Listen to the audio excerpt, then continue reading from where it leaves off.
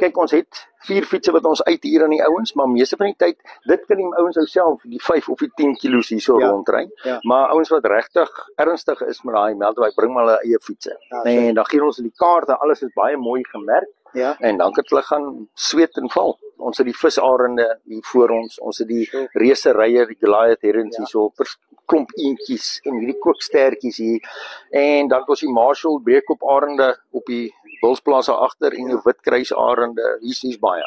Kyk, dis 'n voelkyk te sien. Dis alles te sien. Dis 'n voelkyk is paradys. Jy kan kom net sit op jou stoepie en net die hele dag voels kyk.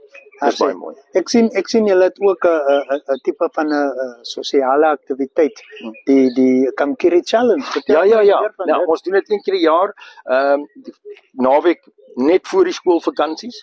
Dan daar's 'n 10 kilo, 'n 5 kilo draf en loop, en dan 'n 20 kilo en 'n 42 km mountain bike trail, en dis 'n bullet trail. Dis daai 22 jy moet kan lekker trap.